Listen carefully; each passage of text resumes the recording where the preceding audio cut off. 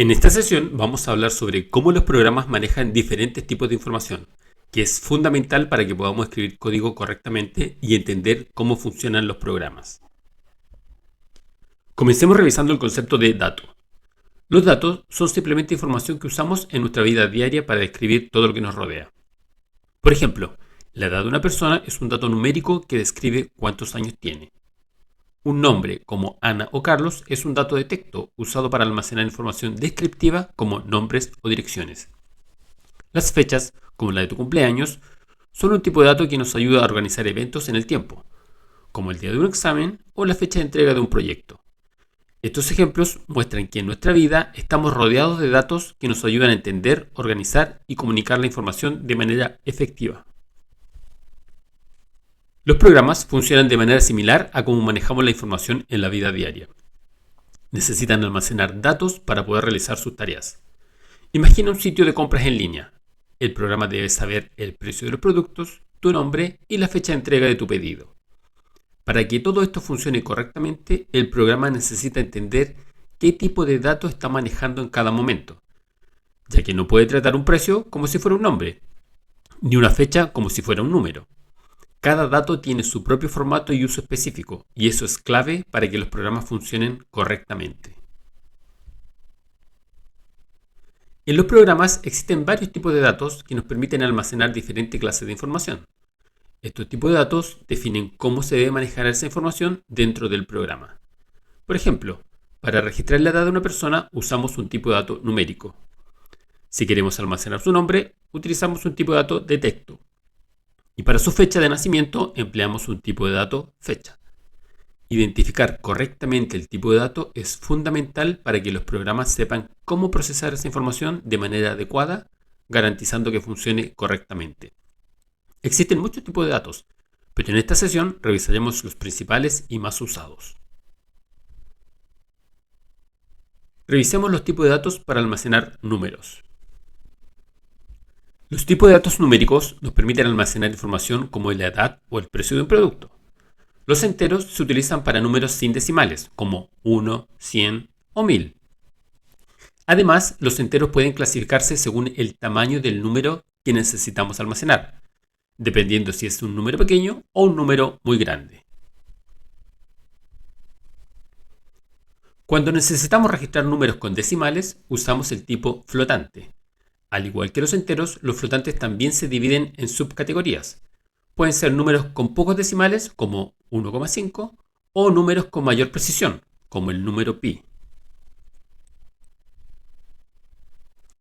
En este cuadro podemos observar cómo se declaran los diferentes tipos de datos numéricos en Java, C y C#. Por ejemplo, para un entero pequeño en Java usamos la palabra reservada byte. En cambio, en C usamos la palabra reservada short. Como ven, aunque los lenguajes difieren ligeramente en cómo manejan los tipos de datos numéricos, comparten similitudes fundamentales que nos permiten trabajar con diferentes tipos de números dependiendo de nuestras necesidades. Revisemos ahora los tipos de datos para almacenar textos. Los tipos de datos de texto se utilizan para almacenar palabras, frases, nombres, direcciones, correos electrónicos o incluso una sola letra. En programación, en lugar de referirnos a una letra, usamos el término carácter. Existen dos categorías principales de tipo de dato de texto. Primero, el tipo de dato carácter, que nos permite almacenar solo un símbolo, como la letra A o el carácter arroba.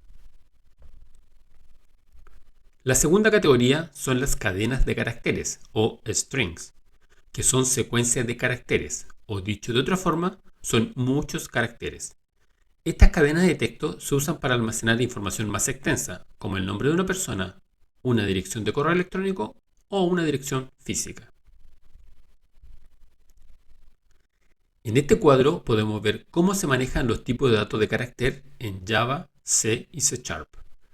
Comenzando con el carácter, que se utiliza para almacenar un solo símbolo como una letra o un signo.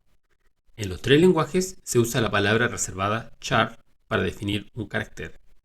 Y para almacenar más de un carácter, en general en los lenguajes modernos tienen la palabra reservada string. Revisemos ahora los tipos de datos para almacenar fechas y horas.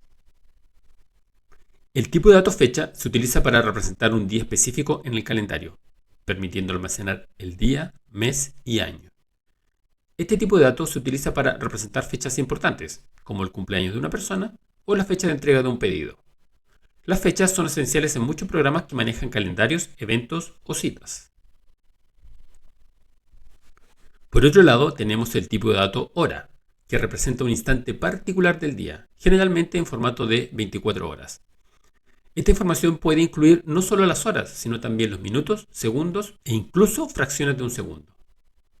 De esta manera se proporciona un control preciso sobre los eventos temporales, permitiendo a los desarrolladores gestionar el tiempo de manera eficaz en sus programas. Revisemos ahora el tipo de dato para almacenar las respuestas que solo tienen dos valores posibles, verdadero o falso. En los programas, muchas decisiones se toman basándose en preguntas con dos posibles respuestas, verdadero o falso. Este tipo de respuestas es clave para que el programa sepa qué hacer en cada situación.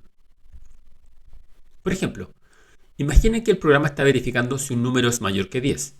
La respuesta será verdadero si lo es o falso si no lo es. Otro ejemplo sería verificar si una cuenta está activada o no.